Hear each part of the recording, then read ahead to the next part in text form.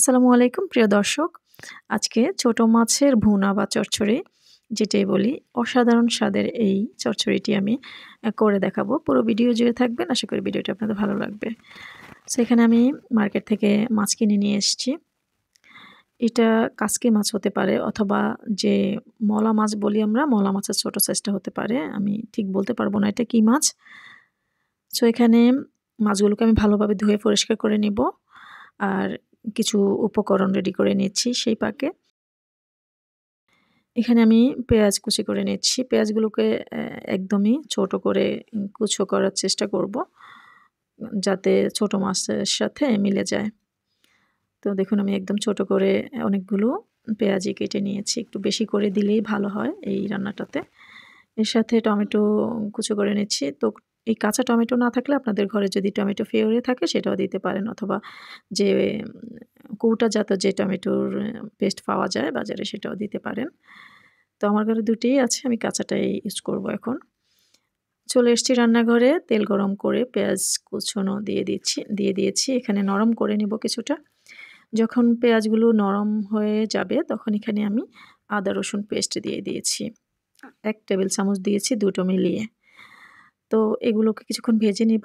তো ভাজার পরে মিষ্টি গন্ধ যখন ছড়াবে এই পাকে আমি অন্য মশলাগুলো দেখিয়ে দিচ্ছি আমি এখানে কি মশলা নিয়েছি। এখানে আমি ধনিয়া পাউডার নিয়েছি, জিরা পাউডার নিয়েছি আর হলুদ পাউডার, মরিচ পাউডার নিয়েছি। এবার এই সবগুলোকে দিয়ে দিচ্ছি এর সাথে। কয়েক সেকেন্ড নাড়াচাড়া করব নাইলে কিন্তু পুড়ে যাবে। এর সাথে আমি পানি এড করে দিব। সামান্য পানি দিয়ে কষিয়ে নিব। যখন তেল উপরে উঠে আসবে তখন আমি এখানে লবণ দিয়ে দিচ্ছি।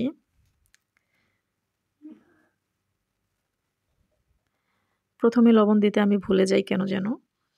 তো যাই হোক লবণ দিয়ে এবারে এর সাথে যে কেটে রেখেছি টমেটো, সেই টমেটো কাটা দিয়ে দিচ্ছি। টমেটোগুলোকে এমনভাবে কষাবো যে যাতে একদম গলে যায়। দরকার হলে আরও একটু সামান্য পানি দিয়ে হলেও টমেটোগুলোকে একদমই গলিয়ে নিব। গোটা রাখবো না। সো দেখুন আমার এখানে টমেটোগুলো একদমই গলে গিয়েছে। এবার এর সাথে আমি মাছ এড করব।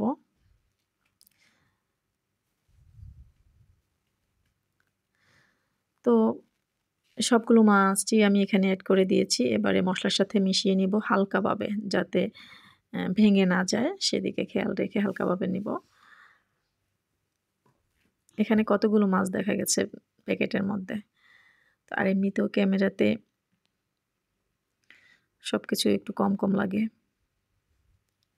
যাই হোক আমি কিছুক্ষণ কষানো যখন হয়ে গিয়েছিল আমি এর সাথে সামান্য পরিমাণে পানি দিয়েছি যাতে মাছের কাঁচা গন্ধটা চলে যায়।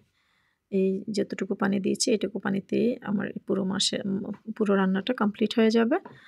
তো যখন এরকম ঘন থকথকে হয়ে আসবে এই পর্যায়ে আমি ধনিয়া পাতা এড করে দিয়েছি, কুচনো ধনিয়া পাতা।